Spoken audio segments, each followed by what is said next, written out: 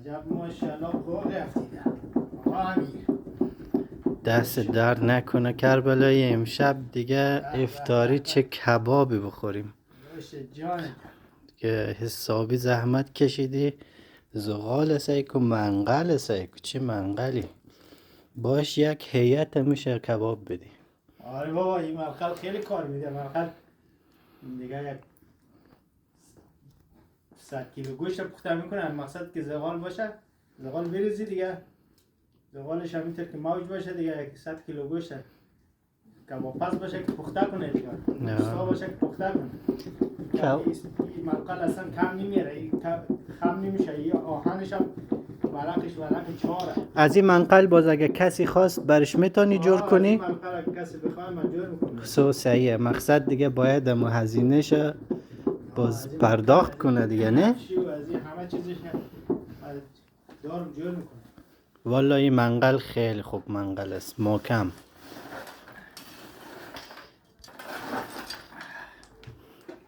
ببینیم که کبابا را چه رقم سیخ زدی کربلایی. ها؟ کباب گوشت است و مرغ است. خب باشه یک فیلمش هم بگیرم که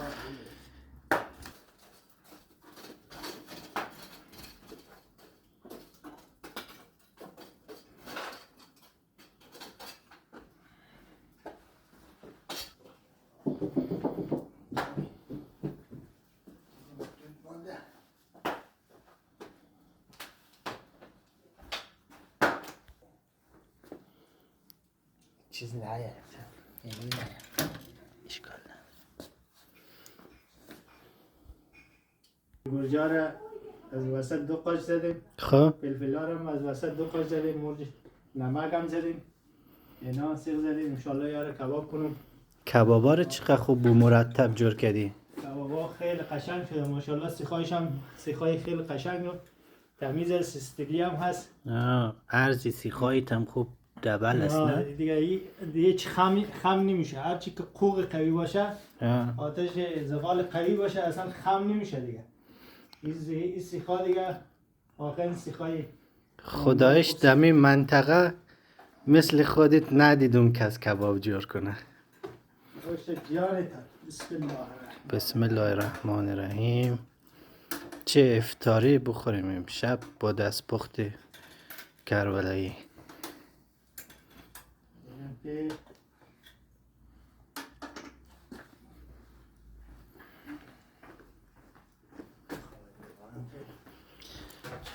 دیگه گوجه و فلفل آمد روی آتیش.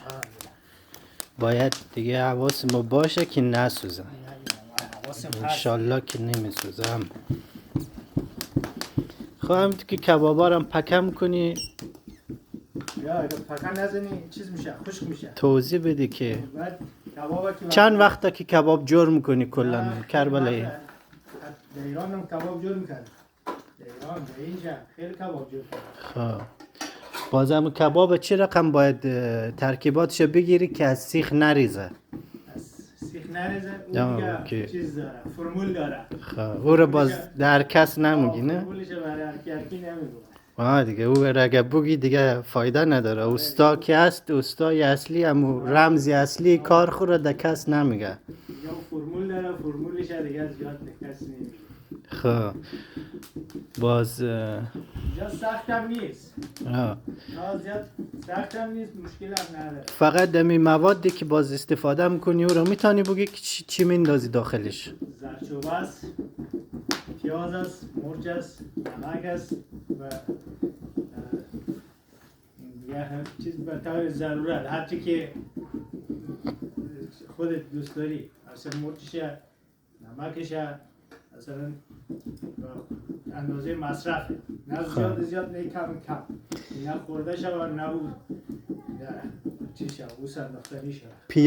پیازم پیاز داره. باز پیاز که کربلایی چی میکنی؟ آوش میگیری؟ بله پیاز در هر کیلو گوشت 200 گرم 300 گرم پیاز بزنید.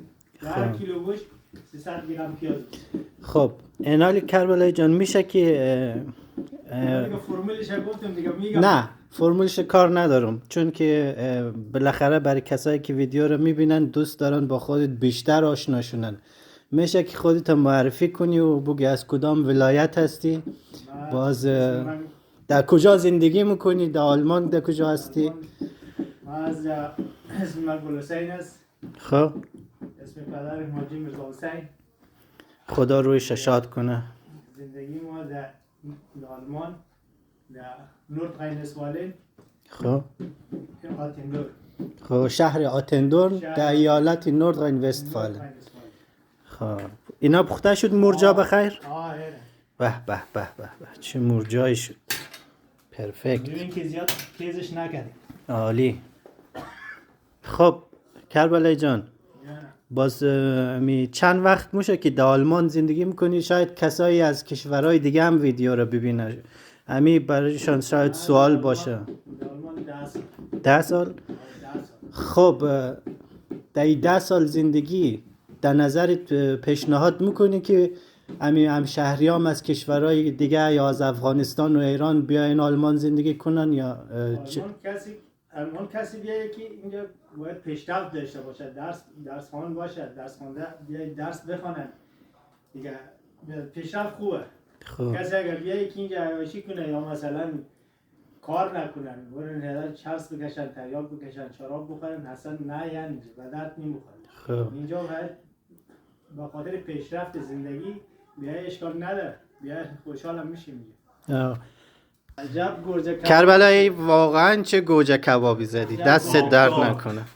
حالا ما در حین این که حالا کبابا رو درست میکنیم، مشورتای خودت درباره که کسایی که میخوان بیان مهاجرت کنن، مخصوصا خانواده‌هایی که میخوان بیان، بر از اونا هم لطفاً امی تجربیاتی که در چند سال به دست آوردی اگه امکانش باشه اونا رو هم برای فامیلا نشر کنی، اطلاعاتی که داری. اطلاعات ما که زیاد اطلاعات هم ندارم، اما بازم در نظر خودم آلمان بهترین کشوره. کشور جای زندگی هست، جای رفاه هست، جای درس خواندن هست، کسی درس بخونه بهترین جایه. بله. خب فعلا خودت سر کارم موری یا؟ بله ما سر کار میرم. خب شغلت میشه در مردم بگی که اونام بیشتر با شما و وظیفه شما آشنا شوند؟ شغل پدریم هست که اسم نونواییه، اما در ایران که بود من نقاشی ساختمان کار میکردم، اینجا هم نقاشی رفتم کار کردم، اما کارش برای من کمی سنگین بود، اما به خاطر دکسی کمر دارم نرفتم کار ادامه کردم. حالا در نونوایی کار میکنم. خب از کارت راضی هستی؟ من از کار بکرای خیلی راضی هستم، کار خیلی خوبی است. بکرای در یعنی در زبان آلمانی میشه چی؟ در زبان فارسی ببخشید. زبان فارسی میشه نونوایی. خب در زبان فارسی میشه نونوایی، در زبان آلمانی میشه بکرای. خب همینطور که قصه میکنیم، خب من میایم از کبابای حرفه‌ای هم که جور کردی یک ویدیو میگیرم. به به به واقعا که کبابای کربلایی در نورد راین وستفالن نمونه نداره.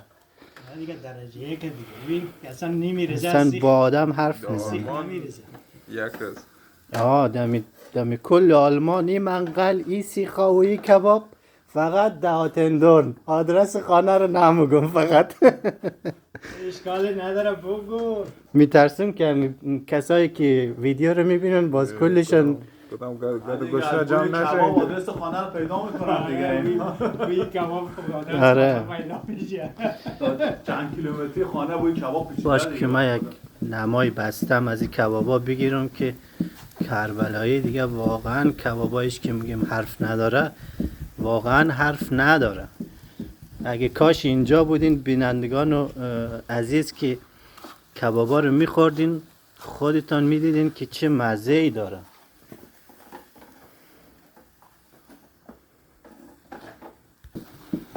کربلایی چند دقیقه باید ایره روی زغالبانی؟ 10 دقیقه زیاد نمیخواد. مقصد باید بچرخانی نه؟ بچرخانی که رنگ بندازه. هیچ اشکاش میریزه. ببین اشکاش که ریخت، اشکای کباب که میریزه دیگه باید بچرخانش. بعد به اینا بعدش کره میزنی یا قبلش؟ هیچ چیز نمیزنه. هیچی؟ نه این کره نمیخواد، خودش دنبه داره. خب این جنبه گوسفند داره. میشه که لطفاً تعریف کنی که از کدام ولایت افغانستان هستی؟ ما ولایت میدان وردک، خب جای ما بیسود سیدو سرخاباد، خب ام، قوم دامرده. خب حتما خیلی از کسایی که ویدیو رو میبینه همزو منطقه باشن و دوست داشته باشن با خودت حتی ارتباط بگیرن.